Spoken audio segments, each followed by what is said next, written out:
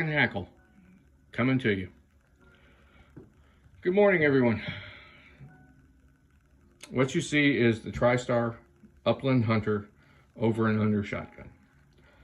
I did a video on this one a year ago, and stating it's the Tristar. It was kind of like a unboxing review. Hey, here's my new toy. This one is going to be an update video.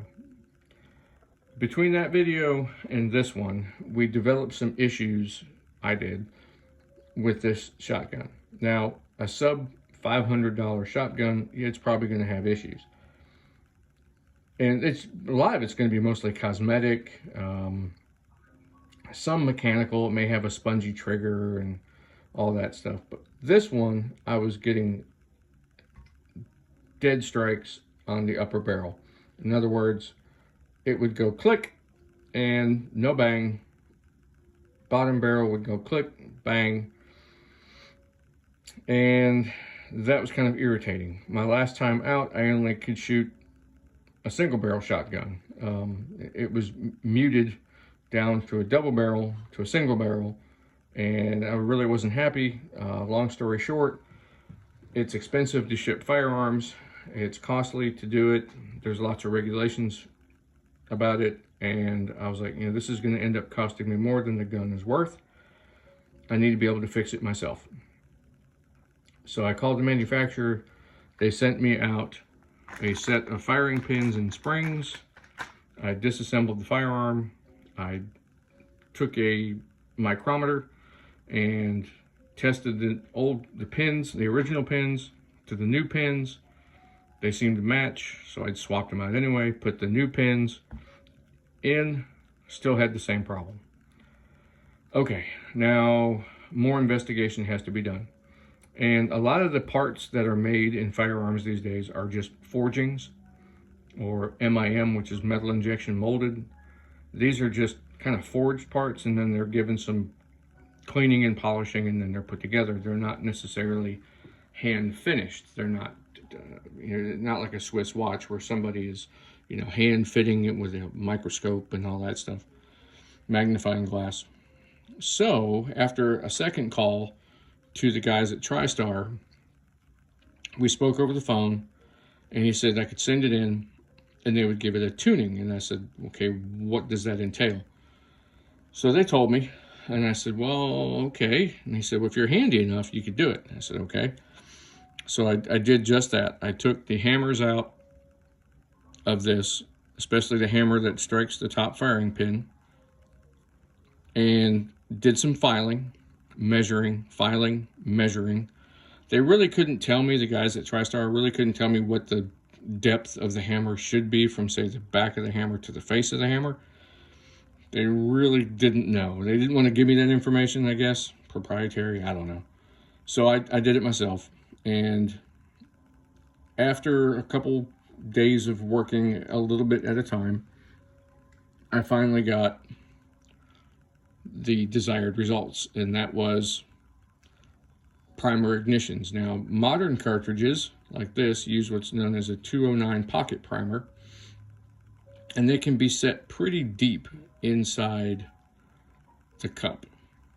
So I actually I couldn't find the older ones, but these are some reloads that I did. These are very old, by the way. So I did reloads, I did older factory loads, and then I did modern factory loads, such as Federal, Winchester, Remington, stuff I had sitting around. I just did this. I took them apart, pulled out, poured the shot, poured the powder. So all you pretty much have is a primer, and I would just kind of muffle inside a towel and go poof, and it would go off. Perfect. All right, so fix that problem. Next problem I was having was the finish that was on this particular shotgun. It had a gloss polyurethane finish. Kind of looked like glass, but it was actually very brittle and fragile, and it would flake.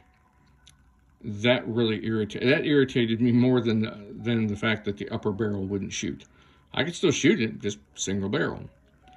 But the finish, it didn't matter. If my watch hit it, I set it down at the shooting station up against the wooden carousel. It would chip it, and I was like, nope, gotta go. So about a week ago, I started the process of stripping all that urethane off of the wood as carefully as possible, because I didn't want to ruin this checkering. I actually kind of like this checkering. It's different. It's kind of a basket weave checkering. It's not really aggressive, but it's enough to for a good handhold. So I wanted to be careful, so I had to take my time. And I'm not a woodsmith in any way, a carpenter or anything like that. So again, another disassembling of the firearm that included actually taking all this hardware off and bagging it up and not losing it, and not changing any of the dimensions, like sanding in through here, very light sanding, but good sanding through here on the forend for the finish. And then again on the stock, removing that high gloss polyurethane finish, again without trying to disturb this really nice laser engraved checkering. It's not hand checkering at all, but it's a unique pattern. I like it.